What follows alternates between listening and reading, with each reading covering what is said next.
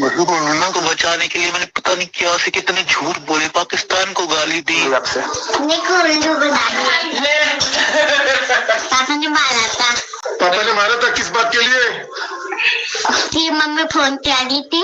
अच्छा, मम्मी ने गलती करी इसलिए मम्मी को सजा मिली। रोड में रखते हैं, इससे उठो, इस टाइम जाओ, ये करो, बिल्कुल इससे कैदी से भी बदतर जिंदगी। दोस्तों याद है सीमा को कुछ अर्सा पहले मार पड़ी थी और बहुत ज़बरदस्त तरीके से इसकी धुलाई की गई थी, आपको याद होगा। आज मैं आपके सामने एक खुलासा करने जा रहा हूं जिसके अंदर आप देखेंगे कि सीमा को जब फरवरी में, पिछले साल जब फरवरी में इसको मार पड़ी थी, जब खिड़की तोड़कर नलके का डंडा निकाल कर इस तरह की चीज़ें जब हो रही थी, जब एक आशीष चौरसिया नामी शख्स की वीडियो ऑडियो बहुत ज़्यादा वायरल हुई थी, उस वक्त एक शख्स ऐसा था जिसको हम एक्सपोज करना भूल गए थे। वो कौन था? देखिए, उस बंदे से मेरी बहुत दफ़ा बात हुई थी सीमा की, शुरू में वो हमें अपडेट दिया करता था और यही वो बंदा था जिसने सीमा को फेक आईडी कार्ड भी बना कर दिया था। यकीनी तौर पे मैं दिनेश कुमार की बात कर रहा हूँ। दिनेश नामी शख्स, एक लड़का, हमें तो दिनेश बताया गया था कि उसका नाम दिनेश है, लेकिन अब हमें बाद में पता चला कि उसका नाम दिनेश नहीं था, उसने फेक नाम से हमें चीज़ें बता रहा था और वो उसका नाम कुछ और था। लेकिन दोस्तों मैं आपको एक याद करवा दूँ, दिनेश नामी वो लड़का जो हमें अपडेट दिया करता था सीमा की, वो हमें धोखे में रख रहा था और वो असल में सीमा का बहुत करीबी बना हुआ था। वो कौन था? उसकी तस्वीर भी मैं चलाऊंगा, उसकी ऑडियो भी मैं चलाऊंगा इस वीडियो में। पहले आप उसकी ऑडियो सुन लीजिए कि सीमा ने जब उसको फ़ोन किया था तो क्या कुछ बात हुआ था। पहले आप इनकी गुफ्तगू सुन लीजिए। व्हाट्सएप चैट कर लेती थी, अब तो मोबाइल भी छिनवा दिया गया है। हिदायत दी गई है वकीलों के द्वारा, इससे मोबाइल छीन लो, इसको निगरानी में रखो, बाथरूम जाए तब भी इसके सामने खड़े रहो। दोस्तों, भारत देश में ये चाटुकार क्या करेंगे मुझे कुछ नहीं पता, लेकिन इस महिला की दुर्गति यहाँ पे होना शुरू हो गई है।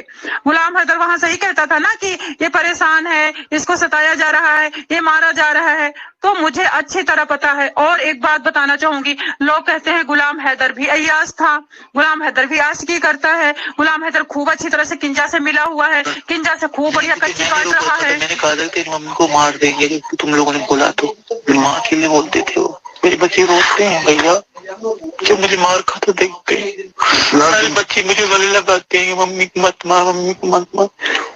दुनिया के जो है बच्चे रोते हैं, ऐसा कर रहे, उससे बड़ा दुख तो है ये दो है।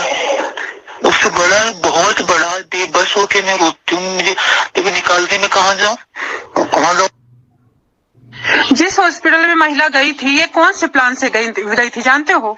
इस प्लान से गई थी कि डॉक्टरों से कहलवा देंगे कि बच्चा अभी 7 महीने का है, बच्चा अभी 8 महीने का, क्योंकि भगोड़ी तो बोल चुकी थी, दिसंबर में ही 7 महीने हो चुके थे, उसके बाद जनवरी में 8 महीने, फरवरी में 9 महीने, तो बच्चा क्या 10 महीने में पैदा होगा मार्च में जाकर के।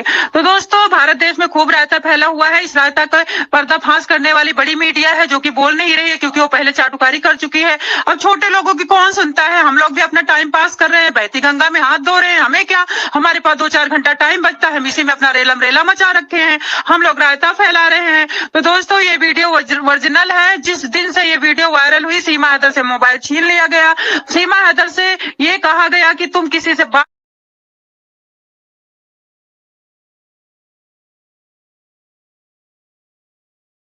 ये कहा गया कि तुम किसी से बात नहीं कर सकती, तुम मोबाइल टच नहीं कर सकती, तुम अकेले में बैठ नहीं सकती, तुम बाथरूम में भी जाओगी तो दरवाजे पे कोई खड़ा रहेगा।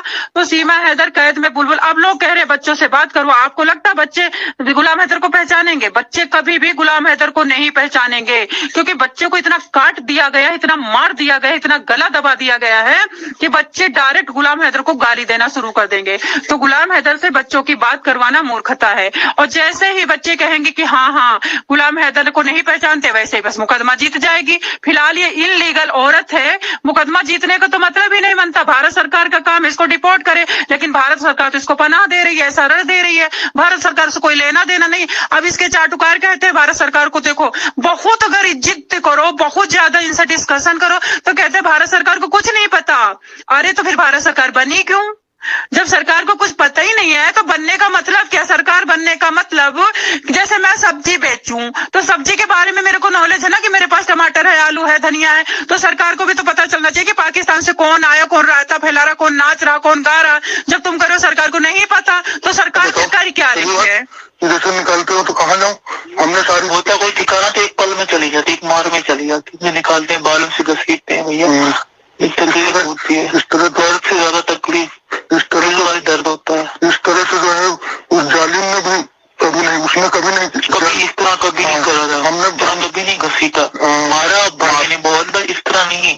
वो तो सचिन मार रहे हैं, बिल्कुल मरने जैसा छोड़ रहे हैं, बिल्कुल बेहाल हो जाती, फिर छोड़ते हैं। तो बोलती मैंने कहा तो बात ही गलत है। सचिन जितने बोलती मेरी नजर सचिन में रहती कि गलत तो सीधा हम बोल दे, इनको बोलने तक नहीं आता था।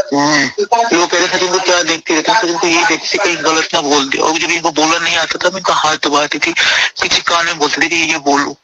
को बचाने के लिए मैंने पता नहीं क्या से कितने झूठ बोले, पाकिस्तान को गाली दी, लोगों को गाली दी, सिर्फ सचिन को बचाने के लिए। झूठ बोल रही आपसे। देखो उल्लू बना दिया। पापा ने मारा था। पापा ने मारा था? किस बात के लिए? कि मम्मी फोन पे आ रही थी। अच्छा, मम्मी ने गलती करी इसलिए मम्मी को सजा मिली। मुन्नी ने सच बताया है सबके सामने, मुन्नी किसी से नहीं डरती है और मुन्नी की ईमानदारी। तुम्हें जिंदा ना मिलती, पर मैंने दरवाजा बंद किया तो उन्होंने पूरी खिड़की तोड़ी, खिड़की से कूद के आए मारने को। पूरी तोड़ दी, लोहे पूरी निकाल दी, खिड़की के गेट पे तोड़ के वहीं से घुसे हैं अंदर मारने को। अगर दरवाजा बंद ना करती तो जो लोहे का उन्होंने नल का निकाला हुआ था, वो जहाँ से नल चलाते हैं वो मार रहे हैं मेरे ऊपर।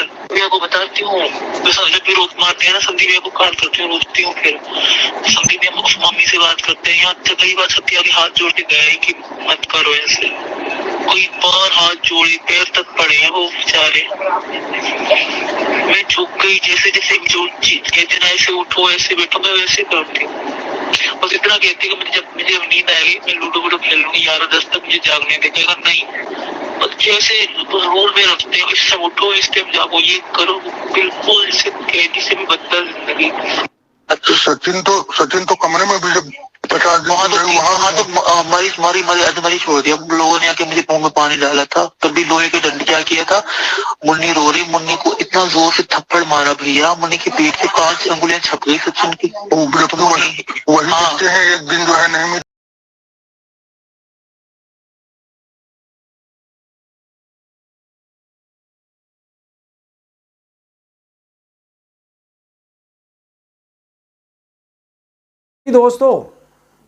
तो दोस्तों आप लोगों ने ये ऑडियो क्लिप सुन लिया। ये 2 लोग बातें कर रहे हैं। अब मैं आपको बताता हूँ असल वजह है क्या, ये है कौन। मैं आपको बता दूँ, कल हमारी एक बहन है सोनी दीदी, उनके चैनल पे क्राइम न्यूज़ स्टोरी 123, उसके ऊपर उन्होंने ये ऑडियो क्लिप लगाया। मैंने काफ़ी दफ़ा ये ऑडियो क्लिप सुना और इनमें इस ऑडियो क्लिप के अंदर उनके चैनल की भी आवाज़ है, यानी सोनी दीदी की भी आवाज़ है इसके अंदर। तो मैंने काफ़ी दफ़ा ये आवाज़ सुनी, काफ़ी दफ़ा सुन के मुझे रियलाइज़ हुआ कि ये तो दिनेश की आवाज़ है। लेकिन ये दिनेश की आवाज़ आशीष चौरसिया के नाम से क्यों मैच हो रही है? तो मैं आपको बता दूं, एक दफ़ा सीमा को आशीष चौरसिया से बात हुई थी फ़ोन पे, जो रिकॉर्ड हुई और जो आस्था माने और तमाम लोगों ने वो आल चलाई थी। दूसरी तरफ दोस्तों ये छुपा हुआ रुस्तम था। ये छुपा हुआ रुस्तम कौन है? दिनेश। इतने बड़े बड़े दांत हैं, इसके दांतों में इतना गैप है, गंदे दांत है, पान का गुटखा खाता है। और ये सीमा का सही में सहूलतकार वो था जिसने सीमा की आईडी कार्ड बनवाने में हेल्प की, जिसने सीमा को बहुत ज़्यादा सपोर्ट किया। मुझे बाद में पता चला ये तो दिनेश की आवाज़ है, क्योंकि दिनेश की आवाज़ मैं कभी भूल नहीं सकता। उसकी हर दफ़ा मुझे, आपने शुरू में मेरे चैनल के ऊपर जब ऑडियो क्लिप सुने थे तो वो दिनेश के ही थे, जिनको मैं चेंज करके थोड़ा सा आप लोगों को सुनवा देता था।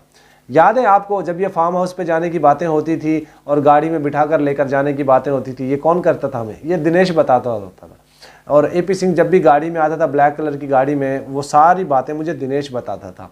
तो दिनेश के बारे में मैंने बहुत सारी जानकारी जुटा ली है और सुनने में ये आ रहा है कि वो एक वेल्डिंग का काम करता है, लोहा मोड़ने तोड़ने का काम करता है। इसको हम एक्सपोज भी करेंगे, क्योंकि ये बंदा अब हमें गालियां दे रहा, बुरा भला बोल रहा, अपमानित कर रहा है। इसका मकसद था हमें मुद्दे से भटकाना, डाइवर्ट करना। और इनका मकसद ये भी था कि हम हैदर किसी तरीके से हैदर के साथ राब्ता करके हैदर को कहेंगे तू थोड़े बहुत पैसे लेकर और साइड पे हो जा, बच्चों को और सीमा की बात मत कर। शुरू में इन्होंने ये बहुत कोशिश की थी, लेकिन इनकी चाल कामयाब नहीं होने दी थी। बहरहाल दोस्तों, इसको ये दिनेश कुमार की आवाज़ थी और सोनी दीदी के भी चैनल पर ये उन्होंने कल वीडियो बनाया इसके ऊपर, तो वहीं से ये मैंने पिक करके आप लोगों को सुनवा दी है। और इसके अंदर दिनेश और सीमा दोनों बात कर रहे हैं और आशीष चौरसिया चौरसिया की भी इसके अंदर आवाज़ है। आशीष चौरसिया ने अपनी आईडी फेसबुक की प्राइवेट कर दी है और अब उसने लॉक लगा दिया है, क्योंकि उनको पता है कि मैंने वहाँ से स्क्रीन रिकॉर्डिंग करके रखा हुआ है। और वो लोग जो पुलिस कर्मचारी हैं जो सीमा की चाटुकारी कर रहे हैं, उन सबको हम नंगा करके छोड़ेंगे, उनको सबको एक्सपोज जरूर करेंगे। वीडियो का एंड करते हैं दोस्तों। वीडियो कैसे लगी कमेंट में ज़रूर बताना, इनके ऊपर लानते धिक्कार बेशुमार भेजिएगा ज़रूर, मैं इंतजार करूँगा। अल्लाह हाफिज़।